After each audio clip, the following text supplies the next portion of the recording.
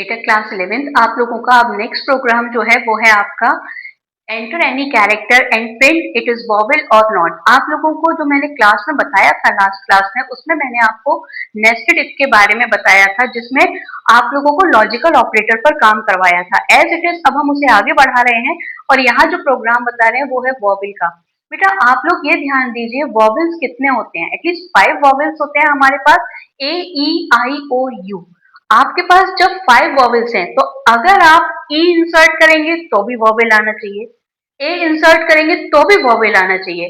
तो इस तरह का जब स्टेटमेंट होता है ना, तो उस केस में बेटा हम लोग अपने और ऑपरेटर का यूज करते हैं। हाँ, आप बोले मैम हमें और ऑपरेटर नहीं लगाना, हम और भी दूसरे तरीके से बनाना चाहें तो हाँ वो भी बना सकते हैं। मैं आपको दोनों मेथड से आपको वॉवेल का प्रोग्राम प्रिंट करना बताऊंगी। तो आप देख सकते हैं यहाँ पर हम अगर प्रोग्राम बनाएंगे बेटा, तो सबसे पहले मैंने यहाँ पे एक सी एच नाम का वेरिएबल लिखा, जिसमें मैंने क्या किया, एक डेटा, जिसमें हमने क्या किया, एक डेटा इंसर्ट कराया, like c H is equals to input enter any character. हमने किसी भी एक कैरेक्टर को स्टोर किया।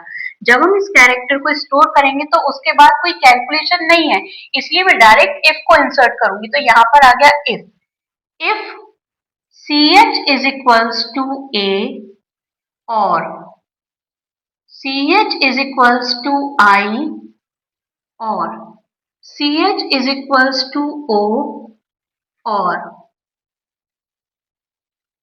C H is equals to E और C H is equals to U. बेटा इस तरह से आपको सारा लिखना है। आप as it is capital letter में भी लिख सकते हैं और करके, और उसके बाद आप सीधे सीधे क्या कर दीजिए, प्रिंट वॉवेल। नहीं तो फिर आप एल्स में आके क्या कर दीजिए, प्रिंट नॉट वॉवेल कॉन्सोनेंट। आप कुछ भी लिखना चाहें वो आप लिख सकते हैं। तो ये तो हो गया एक मेथड। तो आप बोलेंगे मैम ये तो बहुत सारा बड़ा सा हो गया, इतना सारा हम नहीं लिखना चाहते, हम एक शॉर्ट में लिखना चाहते हैं। तो बेटा अगर आप इस पूरी लाइन को शॉर्ट में लिखना चाहते हो तो उसको शॉर्ट में लिखने का एक सीधा सा तरीका है। आप क्या कर दीजिए, आप लिखिए इफ सी एच इन। इन आपका एक सीक्वेंस ऑपरेटर है, जिसका मतलब है कि ये सारी वैल्यूज आपके वेरिएबल में है। तो मैंने जब लिखा if C h in a e i o u, a e i o u, इसे लिखकर जब मैंने कंप्लीट किया तो इससे भी क्या होगा, हमारा जो वॉवेल है वो प्रिंट करेगा। मतलब ये चेक करेगा कि जो सी एच में वैल्यू है वो इनमें से तो कोई एक नहीं है। अगर इनमें से कोई भी होती है तो वो वॉवेल होगी, नहीं तो फिर वो वॉवेल नहीं होगी। Now the next program is write a program to enter 3 numbers and print which is greatest. Greatest के लिए अब आपको अगर प्रोग्राम बनाना है तो आप पहले ये देखिए, आपने इसने आपसे क्या बोला है प्रोग्राम ने, कि आपको 3 नंबर्स इनपुट करने हैं। बेटा 3 नंबर्स इनपुट करने हैं मीन्स ए बी और सी, ये 3 नंबर इनपुट करने हैं और मुझे अब इनमें से ग्रेटेस्ट बताना है। तो ये देखना पड़ेगा कि जब आपको 3 नंबर में से ग्रेटेस्ट देखना है तो पहले आप ये देखिए बेटा, सपोज करिए मैंने आपको एक नंबर लिखे, तो आप मुझे जल्दी से आंसर कर देंगे कि मैम आपका जो सी है वो ग्रेटेस्ट है ना। लेकिन इसको समझने के लिए पहले आपने ये नहीं देखा कि आपने ए की वैल्यू भी देखी और आपने बी की वैल्यू भी देखी। बस उसी से ही रिलेटेड हमें प्रोग्राम बनाना है। और यहाँ कंपैरिजन दोनों वेरिएबल से हुआ, मींस इन बिटवीन चला, इसीलिए हमें यहाँ पर किसका यूज करना पड़ेगा, एंड का। तो बेटा हम यहाँ पे अपना प्रोग्राम बना लेते हैं जल्दी से।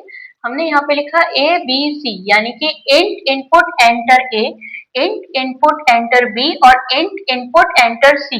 3 नंबर इनपुट करने के बाद हमने लिखा इफ अगर ए की वैल्यू बी से बड़ी है और इन बिटवीन चल रहा है, और ए को ही सी से कंपेयर करना है, क्योंकि ए को पहले जब दोनों नंबर से कंपेयर करेंगे और ये वैल्यू बड़ी होती है तो ये यहाँ पे क्या प्रिंट कर देगा, A is greatest. And if B is greater than A and B is greater than C, अगर B की वैल्यू A से बड़ी है और B की वैल्यू C से भी बड़ी है तो उस केस में यहाँ पर क्या आ जाएगा, C is greatest। नहीं तो फिर else में ये क्या दे देगा आपका, प्रिंट C is greatest। तो बच्चे हमेशा ये ध्यान रखिए, जब भी आपको कोई भी ऐसा प्रोग्राम होता है जिसके अंदर आपकी कंपैरिजन किए जा रहे हैं तीनों वेरिएबल्स से, 2 वेरिएबल्स से या मल्टीपल वेरिएबल्स से, तो आपको ये ध्यान रखना है कि कहीं वो इन बिटवीन तो नहीं है। अगर इन बिटवीन है तो आपका हमेशा एंड लगेगा। पहचान भी मैंने बता दी। तो बेटा यहाँ देखो, आपको ए को बी से भी कंपेयर करना पड़ा, आपको ए को सी से भी, एज इट इज आपको बी को भी ए से करना पड़ा और बी को सी से भी। तो दोनों नंबर्स कंपेयर हो रहे हैं कि नहीं हो रहे हैं, इसीलिए यहाँ पर आपका क्या हुआ, एंड ऑपरेटर का यूज हुआ। आपको प्रोग्राम समझ में आया होगा ये वाला। The next and the last program is write a program to accept the cost price of a bike and display the road tax to be paid according to the following criteria। बेटा आपके सामने एक criteria दिया है, cost price and tax. More than 1 lakh 15% का tax है, more than 50,000 and less than 1 lakh 10% का tax होगा, और लेस देन इक्वल टू 50,000 है तो 5% का टैक्स होगा। बच्चों इफ के प्रोग्रामों में जब ये क्राइटेरिया दिया जाता है ना, तो हमें थोड़ी प्रॉब्लम होती है, हम प्रोग्राम पूरा नहीं पढ़ना चाहते, क्योंकि पेपर बहुत बड़ा सा आता है, तो हमें लगता है कि इतना बड़ा पेपर है, ये क्वेश्चन हमें समझ में नहीं आ रहे। तो आप इतना मत घबराइए, सिर्फ क्वेश्चंस के क्राइटेरिया को देखिए। क्राइटेरिया के अंदर जो आपको कंडीशन दी जा रही है ना, वही आपका इनपुट का मेथड होता है।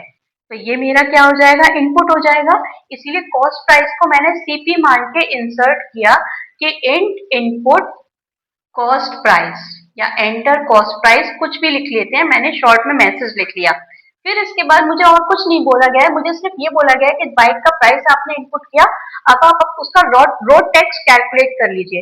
रोड टैक्स आपको कैलकुलेट करना है, तो उसके लिए मुझे अब क्या करना है, सीधे इफ लगाना है। तो हमने इफ लगाया, if cost price is more than 1 lakh, तो हमें यहाँ पे क्या बोला गया है, 15%। तो ध्यान करिए, आपकी पहली क्लासेस में मैंने एम्प्लॉय का एक प्रोग्राम करवाया था, टीए 9% ऑफ सैलरी करके मैंने बताया था, और मैंने बताया था कि सैलरी किस तरह से चल रही है उसी तरह से आपको बनाना है। तो यहाँ जब 15% टैक्स दिया है, तो आपको क्या करना है, अमाउंट निकालना है। Amount is equals to cost price multiply by 15/100। आपका अमाउंट आ जाएगा यहाँ पर एज इट इज, एलिफ करके आप अपनी दूसरी कंडीशन लगा सकते हैं कि cost price is more than 50,000 and cost price is less than 1 lakh.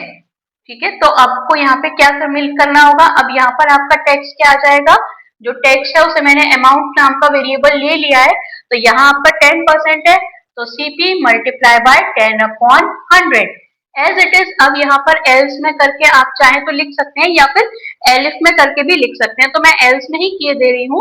यहाँ पर मैंने लिख दिया amount is equals to CP multiply by 5/100। तो जो भी आपका आया था वो यहाँ पर कैलकुलेट होकर आ जाएगा। आप लोगों को ये जो प्रोग्राम मैंने कराए वो आप लोगों को समझ में आए। अब मैं इसके बाद आपको एक प्रोग्राम दूंगी जो आपका प्रैक्टिस क्वेश्चन होगा, आप उसे करिएगा। आपको समझ में आया हो तो ठीक है, नहीं आया हो तो आप मुझसे कमेंट में पूछ लीजिएगा। बेटा आप लोगों को ये प्रैक्टिस क्वेश्चंस दिए हैं मैंने, दो क्वेश्चन है। पहला है write a program to accept three sides of a triangle and check whether it is equilateral, isosceles and scalene, and second one is accept the number of days from the user and calculate the charge for library according to the following days charge till 5 days rupees 2 per day, 6 to 10 rupees 3 per day, 11 to 15 rupees 4 per day and after 15 rupees 5 per day। बच्चों आप लोगों को जितना कुछ भी इस channel पे समझाया जा रहा है, आप लोगों को समझ में आ रहा है, तो आप अपने इस चैनल को लाइक, सब्सक्राइब एंड शेयर करिएगा। Thank you.